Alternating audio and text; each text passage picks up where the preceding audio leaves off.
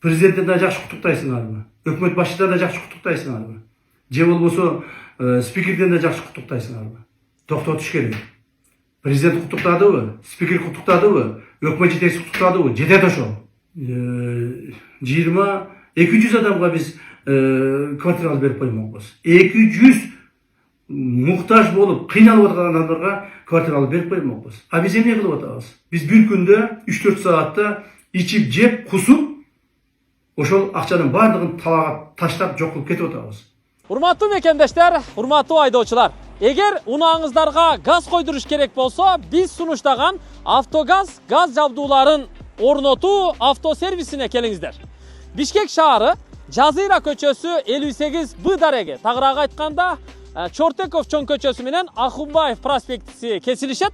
Бул жерге келсеңиздер, жанында май алмаштыруучу жай бар. Автогаз газ жабдууларын орнотуу ишканасы.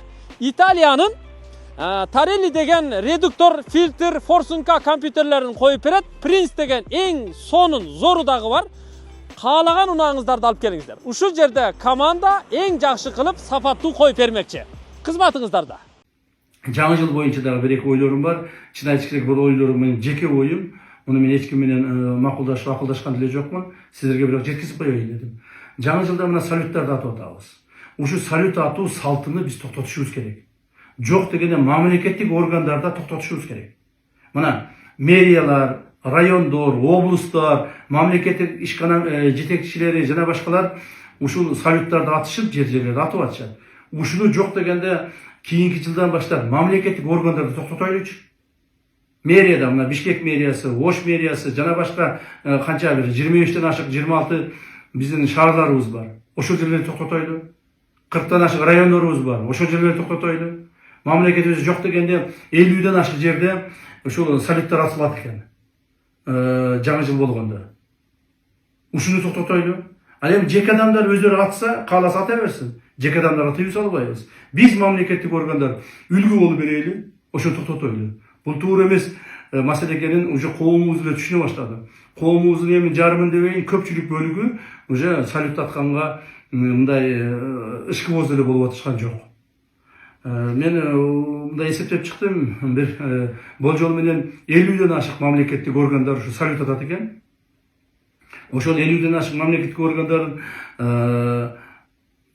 аткан салюттарына, кеткен акчаларына, каражаттарына, жөнөкөй адамдарга, үйсүз жүргөн, жайсыз жүргөн көп балалуу ата-энелерге, көп балалуу үй бүлөлөргө, майыптарга жоктон үй алып берсе дагы 50 үй алып берип коюшмак. 50 квартираны сатып алып, ошону киргизип коюшмак. Ал эми азыр болсо мына 5 минут аттык, жок болду, акча да жок болду. Элдерге дагы эч нерсе пайдасы болгон жок. Мына ушуну баш менен кичине бир ойлонуп көрөлүчү. Кээ бирлер айтып атышат, бул элге керек экен, элге бул зрелище болот экен. Элге керек болсо, элге зрелище болсо, эл өзү ата берсин. Жеке адамдарды биз тыйбайбыз. А мамлекеттик органдар ушуну токтотушубуз керек. Андан сырткары ушул эле жаңы жыл боюнча айтып кетелим. Мына бизде билесиздер, бул салт болуп калды. Бул салт деген бул жаман салт болуп калды. Эмне салт? Бул ушу жаңы жылдын алдында баягы корпоратив кечелерди өткүзүү салты. Бүт мамлекеттик органдын кызматкерлери, бардык мамлекеттик органдар бирөө калбай корпоратив кечелерди өткүзүшөт. Мен бул боюнча мына улуттук коопсуздук мамлекеттик комитетинде тыюу салгам. Эч кандай корпоратив өткүзбөйсүңөр деп. Ал эми башка мамлекеттик органдарда баардык жерде өткүзүп атышат. Биздин мындай болжол менен эсептегендин негизинде 1000ге жакын мамлекеттик, то есть корпоративдик кечелер өтөт экен мамлекеттик органдар тарабынан. 1000ге жакын. Ар бир ошол корпоратив кечелерде 50ден 500ге чейин адамдар топтоп өткүзүп атышат. Бул деген эбегейсиз чоң чыгымдар болуп атат. Эң эле минималдуу түрдө алганда ошол бир корпоративке бир $10.000 акча кетсе, 1000 корпоратив өткүзүш үчүн $10 миллион акча кетет экен. $10 миллион акчага $50.000 бир квартира болсо, канча адамга? 200 адамга биз квартира алып берип коймокпуз. 200 muhtaç bolup kıyналып отырган адамдарга квартира алып берип коймокпуз. А биз эмне кылып атабыз? Биз бир күндө 3-4 саатта ичип, жеп, кусуп, ошол акчанын баардыгын талаага таштап жок кылып кетип атабыз. Себеби дегенде мен бүгүн эле бир жерде болуп, бир адамдар менен сүйлөшүп отуруп калсам, жетекчилер менен. Бир жетекчи айтат, мен дейт 200 адамга дейт корпоратив өткүзүп бердим дейт. Ошондо бирөөсү деп мактанып атса, экинчиси мактанып атат, мен 500 адамга корпоратив өткүзүп бердим деп мактанып атат. Бул эмне деген акылсыздык?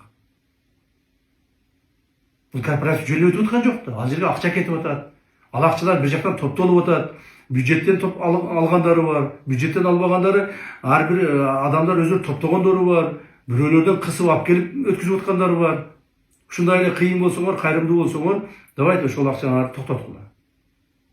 Мен айтаар элем, бул маселе боюнча дагы биздин мамлекеттик органдардын жетекчилери эсиңерге келгиле. Корпоратив кече дегенди токтоткула.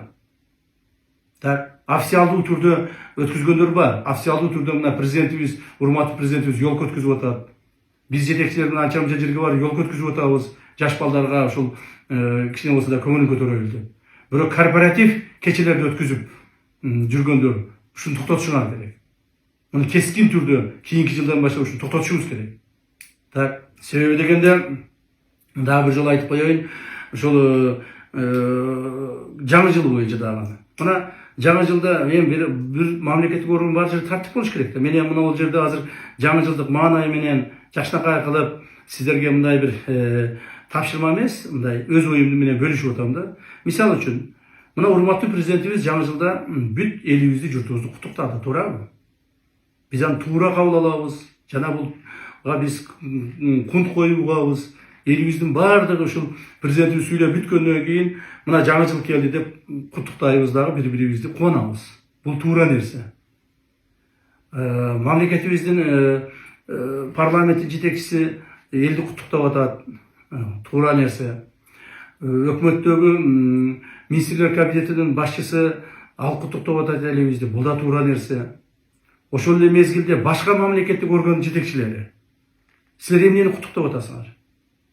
Президенттен да жакшы куттуктайсыңарбы? Өкмөт башчыларын да жакшы куттуктайсыңарбы? Же болбосо спикерден да жакшы куттуктайсыңарбы? Токтотуш керек. Президент куттуктадыбы? Спикер куттуктадыбы? Өкмөт жетекчиси куттуктадыбы? Жетет ошол. Анан карасам ар бир эле райондун жетекчилери, облустун жетекчилери, министрликтин жетекчилери чыгып алып элдин баарын куттуктамыш болуп атасыңар. Керек болсо айыл өкмөттүн жетекчилери чыгып алып куттуктап атышат. Уят эмеспи эми? Жетекчибизди куттуктагандан кийин ошону урмат сый кылайлы. Жетекчибиз куттуктадыбы? Баарыбыз ошонун ичиндебиз. Баарыбыз ошо президенттин алдында, өкмөттүн алдында, спикердин алдында иштеп аткан адамдарбыз. Ошо жетекчилерди куттуктаганы биздин баарыбыздын куттуктаганыбыз болот. Мына ушуну эстен чыгарбаңыздар. Мына ошондун тартип ушундан башталат. Тартип ушундан башталат. Карагылачы башка өлкөлөрдө. Мен бир-эки өлкөлөрдүн карап чыктым, эми аны мисал кылып айта коеюн. Бир гана ошол мамлекет башчысы куттуктап атат, болду ошо менен. Калгандары унчуккан жок. Калгандары ошого туура деп баш ийип калып атышат. Ошондон бул тартипти дагы көңүлгө булгула. То есть биз эми мурдагыдай болуп келе бербестен өзгөрүшүбүз керек. Коомубузду өзгөртүшүбүз керек. Мамлекетибизди өзгөртүшүбүз керек. Эли журтубуздун психологиясын өзгөртүшүбүз керек. Ошого ар бириңиздер аракет кыласыздар деген ойдомун. Эгерде мен туура эмес айтып, кимдир бирөөлөрдүн көңүлүнө тийип койсом, капа болбоңуздар. Жаңы жылда туура кабыл аласыздар деген ойдомун. Мындан ары ушундай бир жакшылыктарына жолуккан Алла Таалам буйруп насип этсин. Бирок бир нерсени баса белгилеп айтып кетемин. Урматтуу мамлекеттик органдын кызматкерлери коррупциялык элементтерге аралашпагыла. Пара берүү, пара алуу, коррупционный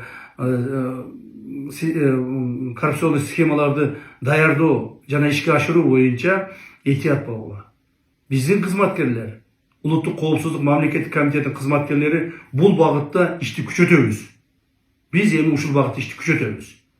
Ушуну мен баса белгилеп айтып коеюн. Ушуга түшүп калбаңыздар. Так, өзүңүздөрдү эле эмес, бала чакаңыздарды, тууган уруңуздарды зарлатпагыла. Мамлекетибиз эркин болуп, өсүп өнүгүп, мыйзамдуу болуп, өсүшүнө ар бирибиз салым кошушубуз керек. Рахмат көңіл бұрғаныңыздарга. Саламат болуңуздар. Мен дагы бир жол нерсени айтып коеюн. Биз иштеп атабыз. Биз азыр жанагы майрамдар карата дем алып жатат экен деп ойлобоңуздар. Биз иштеп атабыз. Азыр дагы ар түрдүү маселелерди карап чыгып атабыз. Этият болуңуздар. Рахмат.